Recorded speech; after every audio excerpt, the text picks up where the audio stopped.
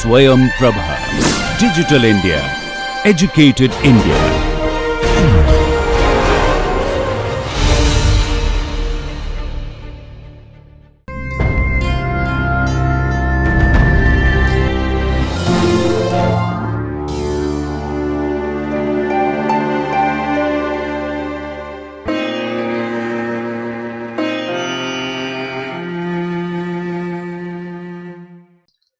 Now moving ahead, let us discuss the other sources of variation at the population level.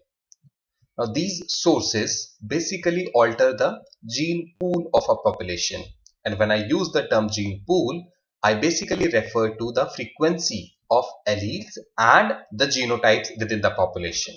So the moment allele and genotypic frequency of a population change, it actually moves ahead towards evolution. So before going ahead to various types of these sources which cause these changes in gene pool, let us talk about what do we mean by the gene pool. A population evolves through changes in its gene pool, and a gene pool is basically the total sum of all the genes within a population. And this evolution of population through change in gene pool is executed by various evolutionary forces. Now, these evolutionary forces can be either the mutation or the migration or the genetic drift and so on.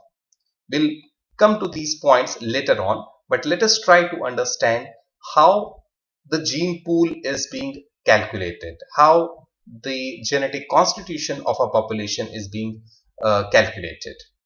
The gene pool of a population is represented by two things. One is called as genotypic frequencies and other one is called as allelic frequencies of the samples.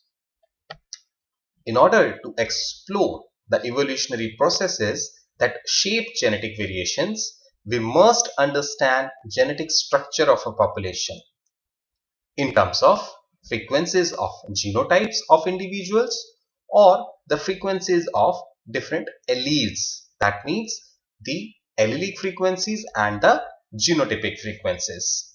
And basically when we do this, we are entering towards something called as population genetics, which is the study of genetic makeup of groups of individuals and how a group's genetic composition changes with time. So with the help of allelic frequencies and genotypic frequencies, in the coming few minutes, we will see how various source or evolutionary forces change the genetic composition of a population. So basically, they are going to add to the variations in the populations. Let us first try to understand how do we calculate genotypic frequencies and the allele frequencies. Genotypic frequency is calculated by adding up the number of individuals possessing a particular genotype divided by the total number of individuals in the sample. For example, if there is a population of sample n, that means n total number, how many of them are having a particular genotype? So that number divided by total number gives us the frequency of that particular genotype. Let us try to understand with the simple example.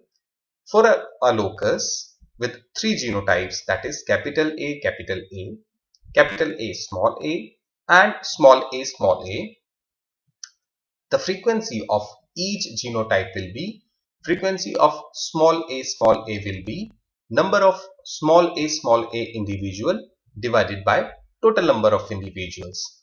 And same is the case with genotype capital A small a and the genotypes capital A and capital A.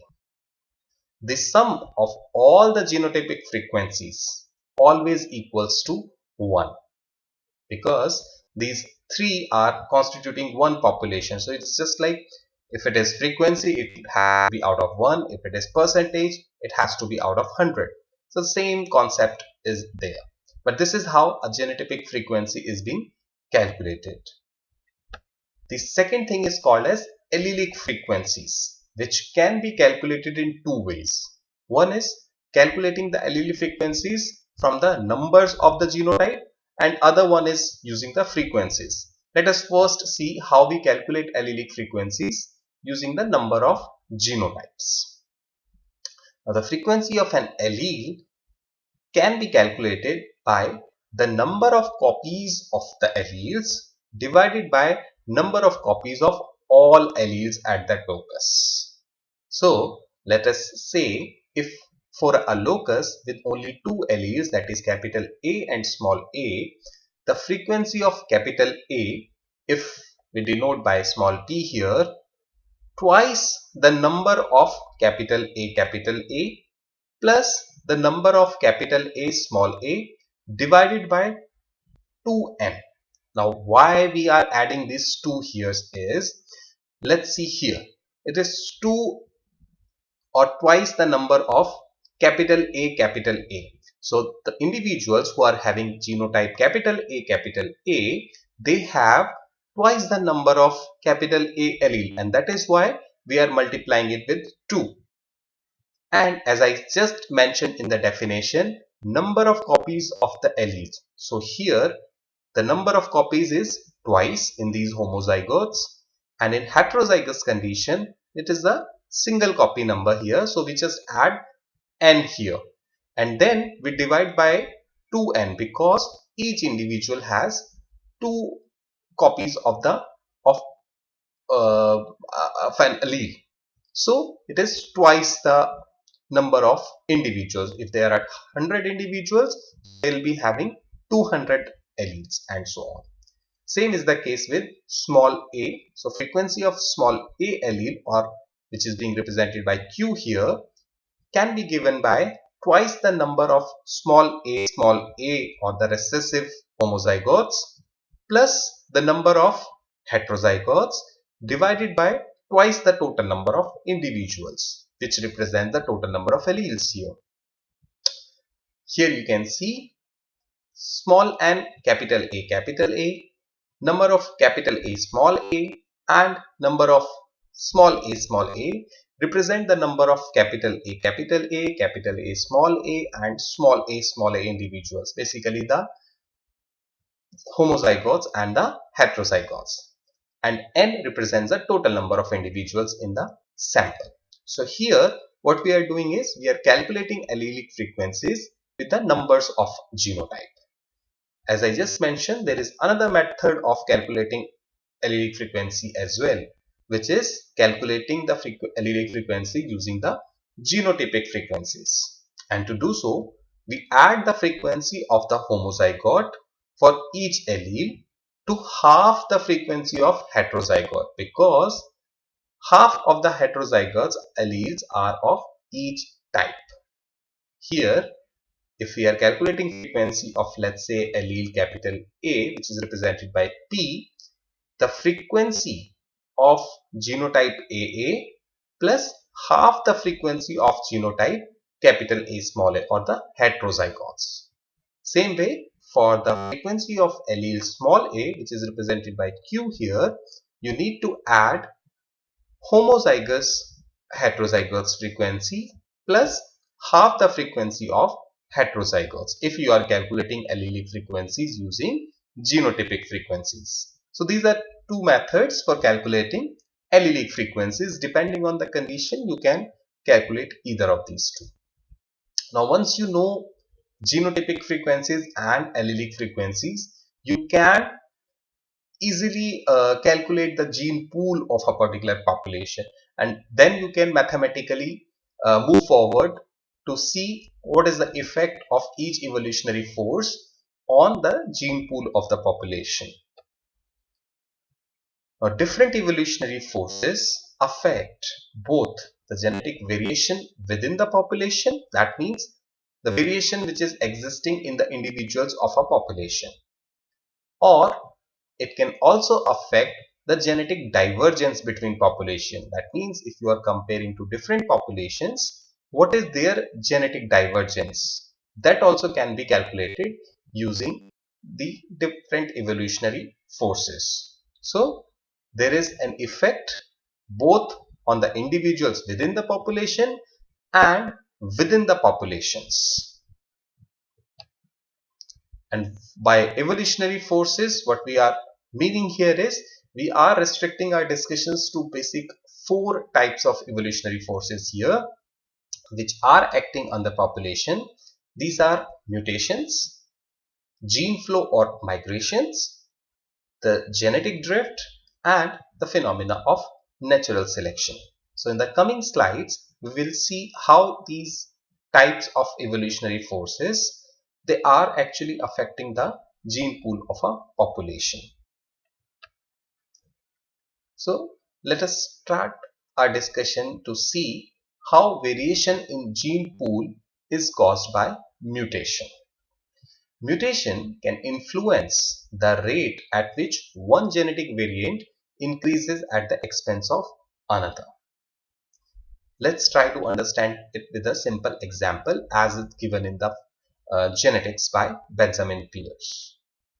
Let's consider a single locus in a population of 25 diploid individuals.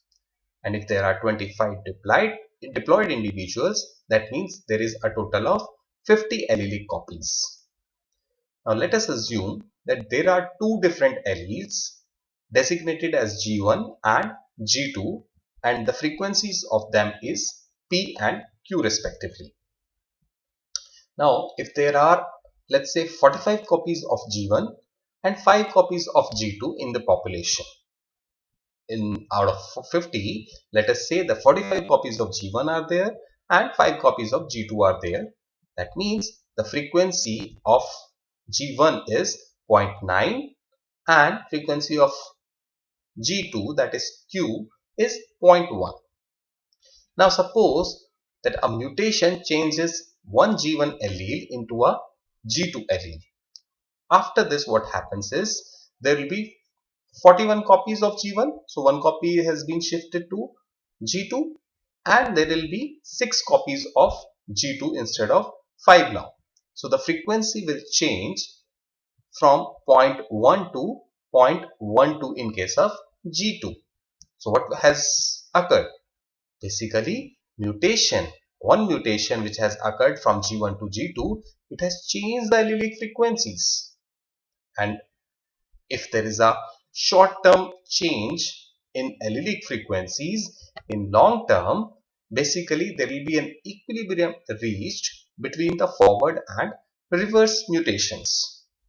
So because of mutation, what has happened here is there is a increase of genetic variation. So mutation increases the genetic variations within the population because it introduces new alleles in the population. So since mutation is occurring in the population, new alleles are occurring, gene frequencies or the allele frequency will keep on changing and hence the variations will be there in the population.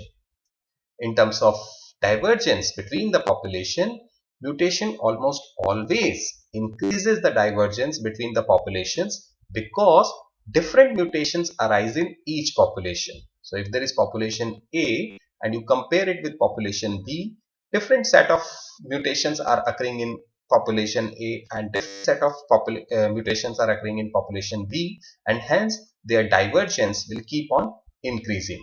So in short, mutation increases both genetic variations within the population and it increases the genetic divergence between the populations.